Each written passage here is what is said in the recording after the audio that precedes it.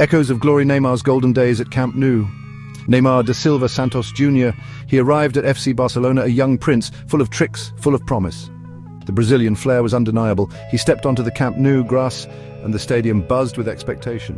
He was not just a signing, he was a statement. A new era of attacking brilliance beckoned. He smiled that infectious smile and the fans saw a future hero. They were not wrong in those early assumptions. He joined Lionel Messi and Luis Suarez. Together they became MSN, a trident of terrifying talent. They scored goals for fun, dismantling defenses with ease. Europe watched in awe as Barcelona reached new heights. The 2015 Champions League trophy was a highlight. Neymar scored in the final. He was instrumental, more than just a supporting act. He was a star shining brightly. His dribbles were like poetry, his audacity breathtaking. Defenders were left trailing in his wake. He brought joy to the beautiful game. The Culers, Barcelona's faithful, adored him, chanting his name with passion. He gave them moments of pure magic, unforgettable nights under the Catalan lights. He played with a freedom, a samba rhythm on European soil. His connection with the club felt deep, felt unbreakable. His contributions were immense. Goals, assists, and entertainment. He helped secure La Liga titles, Copa del Rey trophies too. He was a vital cog in a winning machine. The club reaped the rewards of his genius. His image was everywhere, a global icon representing Barca. Those were golden years, years of triumph, years of seemingly unbreakable bonds. A time when his departure seemed utterly unthinkable. The Parisian detour, a chapter closes, a heart yearns. Then came the summer of 2017, a seismic shift in world football. Paris Saint-Germain came calling. They offered a king's ransom. Neymar made a choice. A world record transfer materialized. He left Barcelona. The MSN trio was broken. Camp Nou felt a sudden chill. The departure was abrupt, shocking to many. Some felt a sting of betrayal. A love affair seemed to end on a sour note. His father, also his representative, had given assurances Neymar would stay, he had said. This made the eventual move harder to accept. For the club, it was a sporting blow. For the fans, an emotional one. Neymar embarked on a new adventure. Ligue 1 was his new stage. The Champions League remained the ultimate goal. He chased glory in different colours, yet Barcelona was never truly forgotten. Years passed in Paris. There were domestic trophies, moments of individual brilliance, but the European crown remained elusive for PSG. Injuries also played their part, leading to frustrating spells on the sidelines. Whispers began to surface, whispers of regret, whispers of a longing for Catalonia. He reportedly viewed his Barcelona years as the pinnacle, the golden era of his career, a time he wished to recapture. The bond with Barcelona, though strained, was not severed, not in Neymar's heart, it seemed. The city, the club, the fans, they held a special place. The allure of a return started as a faint murmur. It grew into a persistent thought. He was now older, perhaps wiser. He understood what he had left behind. The desire to mend bridges, to relive past glories began to consume him. His heart yearned for a familiar embrace. The unanswered call first knock on a closed door. The summer of 2024 arrived. Neymar, now 32, saw an opportunity, a chance to perhaps go back, to return to the club he loved. He made his intentions known. He wanted to wear the Blaugrana again. He yearned for the Camp Nou cheers. He dreamed of recreating past magic. The prospect excited many fans. The return of a prodigal son, it seemed like a fairy tale waiting to happen, a story of reconciliation. However, FC Barcelona was a different club. Financial constraints were a harsh reality. The club was navigating a difficult economic period. Rebuilding the squad required careful planning. Every potential signing was scrutinized. The romantic notion of Neymar's return met a wall of pragmatism. The club had doubts, serious doubts. Were his best years behind him? Could his body withstand the rigors of top-flight European football?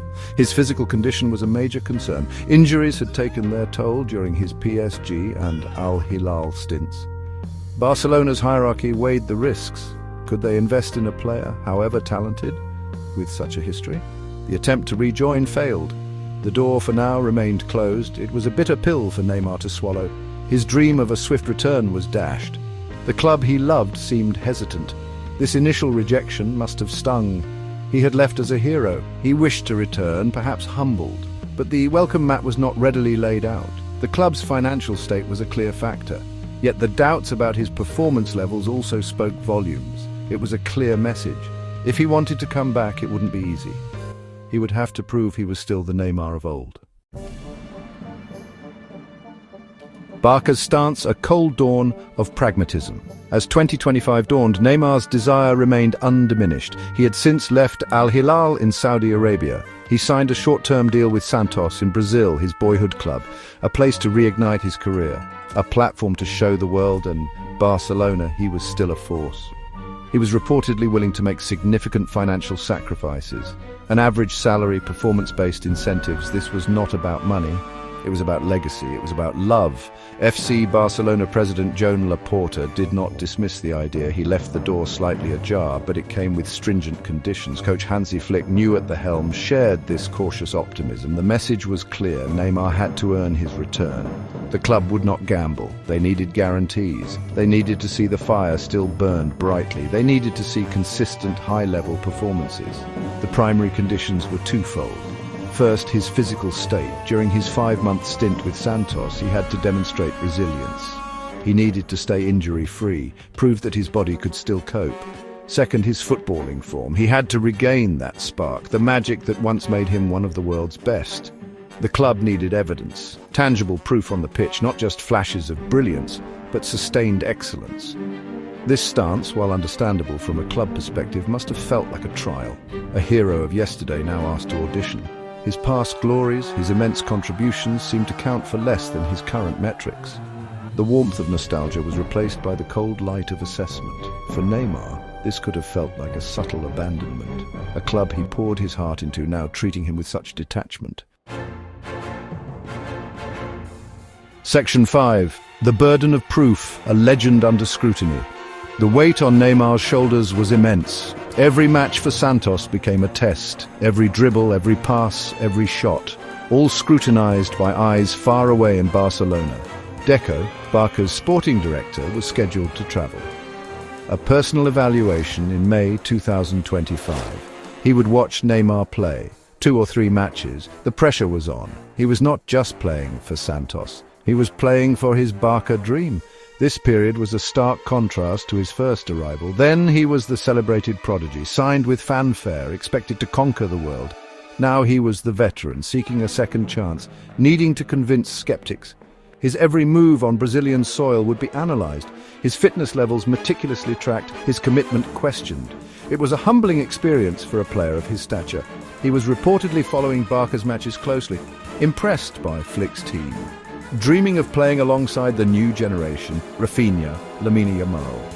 He envisioned himself contributing, adding his experience, adding his unique talent. But this dream depended on his present, his ability to turn back the clock to show he was not a fading star, but a phoenix ready to rise again. The feeling of being constantly evaluated could be draining.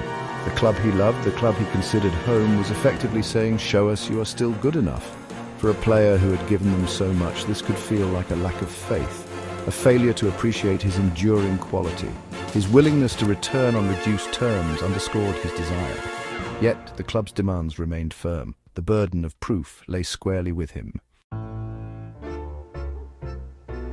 Section 6. Shadows of doubt, fitness, finances, and fading trust. Barcelona's caution stemmed from legitimate concerns. The club's financial situation was precarious.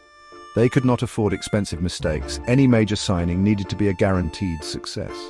Neymar's recent injury record was a significant red flag. Could they rely on him to be consistently available, or would he spend crucial periods on the treatment table? These were questions that kept the board awake at night. Beyond fitness, there were doubts about his ability to perform at the elite European level consistently. The Saudi League and even the Brazilian League were different propositions. Could he still dictate games against the best in La Liga, against the powerhouses of the Champions League? Hansi Flick needed players he could count on week in, week out. The romantic narrative of a return was one thing, but the harsh realities of elite football were another. This perceived lack of trust, this constant need to prove himself, could have deeply affected Neymar. He had given Barcelona some of his best years. He had been part of a legendary attacking trio. He had helped them win the most coveted trophies. Now, To feel that his past contributions were not enough to earn him a more welcoming embrace must have been painful. It could feel like the club remembered the departure more vividly than the glory. The club's decisions were business decisions, rational, calculated, but for a player driven by emotion, by a deep connection to a club, it could feel personal. It could feel like a betrayal of the shared history, a failure to recognize his enduring love for the Blaugrana. He was willing to adapt, to accept a different role perhaps. But the feeling of being an outsider, knocking on a door that was only grudgingly ajar, was a heavy burden. Section 7. The Santos Pilgrimage, a quest for redemption. Neymar's 5-month contract with Santos was more than just a temporary job. It was a pilgrimage, a return to his roots, the place where his journey began. He needed to rediscover his joy, his rhythm, his confidence. Santos offered him a sanctuary, a chance to play regularly, to rebuild his fitness away from the intense glare of European media. But the shadow of Barcelona's expectations loomed large. He aimed to use this period to prepare for major international tournaments, the Copa America, the 2026 World Cup. These were personal goals, but intertwined with them was the desire to impress Barcelona, to show them he was still Neymar, the magician, the game-changer. Each match was an audition, each goal a statement, each injury-free appearance a step closer to Camp Nou, or so he hoped. His father, ever the shrewd negotiator, publicly downplayed a European return. He spoke of a project with Santos. These words were taken with caution by observers. Similar statements had preceded his PSG move in 2017. Perhaps it was a tactic to manage expectations, to put subtle pressure on Barcelona, or perhaps a genuine reflection of the uncertainty surrounding the future. Only time would tell. For Neymar, this Santos chapter was crucial. It was about reclaiming his narrative, proving his doubters wrong, showing his commitment to the game, and most importantly, demonstrating to Barcelona that he was worth the risk, that he could still contribute significantly, that his love for the club was genuine, and that he deserved a chance to write a final glorious chapter in Catalonia. His performances there would be his plea. Section 8. A new Camp Nou order, the spectre of a lesser role. Even if Neymar met all the conditions, the Barcelona he might return to was different. Reports suggested coach Hansi Flick had a specific role in mind, not as an undisputed starter, not as the central attacking figure he once was, but as a top-level substitute, a quality rotational player. This was a significant shift. A potential king asked to accept a courtier's position. The current wingers, Lamine Yamal and Rafinha, were expected to retain their starting roles. Yamal, the prodigious young talent. Rafinha, a consistent performer. Neymar would be there to add depth, to provide experience, to offer moments of brilliance from the bench or in selected starts. For a player of his ego and past achievements, this would require a huge adjustment, a re-evaluation of his status. Could Neymar accept such a role? Could he find motivation and satisfaction in it? He was, after all, still Neymar, a name synonymous with flair and stardom. To be a supporting actor, however important, might feel like a demotion. It was another hurdle, another test of his desire to return. Was he willing to sacrifice not just money, but also status for a chance to wear the Barca shirt again? This vision from the coaching staff highlighted the club's evolution. They were building for the future, relying on younger talents. Neymar's return would be a bonus, not the central pillar of their strategy. This pragmatic approach, while sensible for the club, could feel dismissive to a legend. It underscored the feeling that the club he loved might not love him back with the same intensity, or at least not in the way he craved.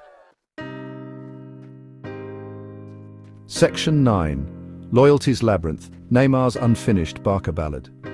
Neymar's potential return to Barcelona is a complex saga. It is a story of love, regret, and yearning. It is a tale of a legend seeking to rewrite his ending. His contributions to Barcelona in his first spell were undeniable. He brought magic, goals, and trophies. He was part of an iconic team. That history is etched in the club's annals, and seemingly in his heart. The perceived betrayal is not a straightforward one. It's not about a club pushing a player out against his will. Instead, it's about a player's deep desire to return and the club's cautious, conditional response. This response, driven by financial realities and sporting doubts, can feel like a cold shoulder, a lack of faith.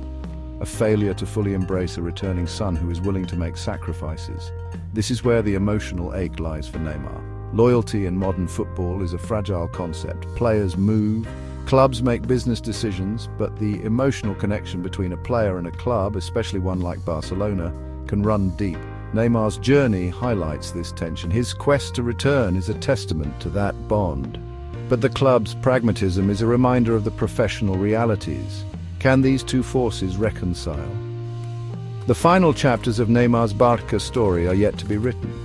Will he meet the conditions? Will the club open its arms fully? Will he accept a potentially diminished role? Or will this dream of a romantic reunion remain unfulfilled? His legacy at Barcelona is already significant. But this current pursuit, filled with hope and potential heartbreak, adds another layer to his complex relationship with the club he still calls home. The saga continues.